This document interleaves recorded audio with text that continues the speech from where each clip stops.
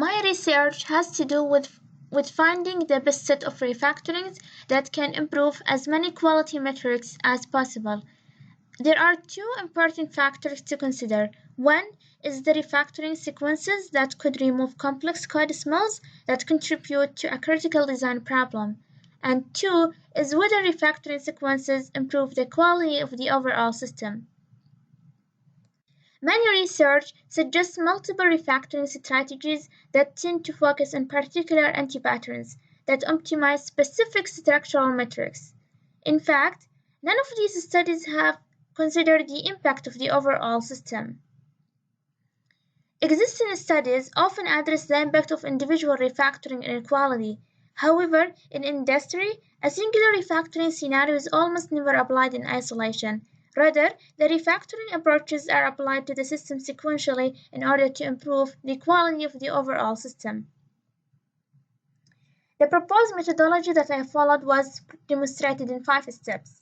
First, finding the relevant primary studies concerning the impact of refactoring inequality, then producing a catalog of refactoring.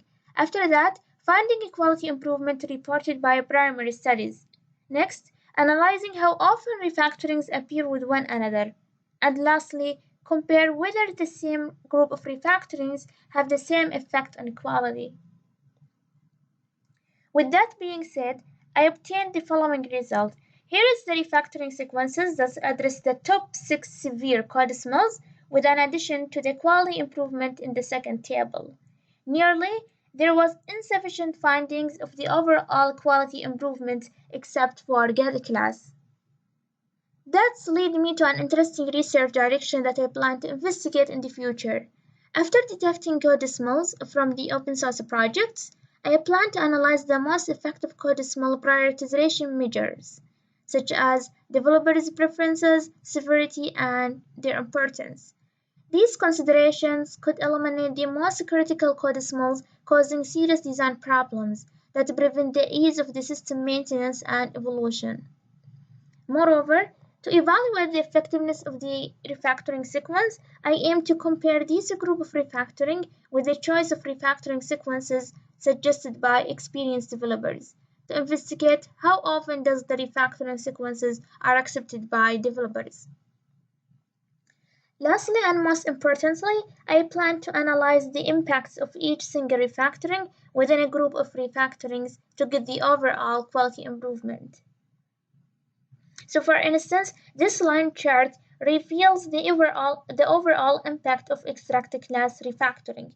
First, the new class would be extract created.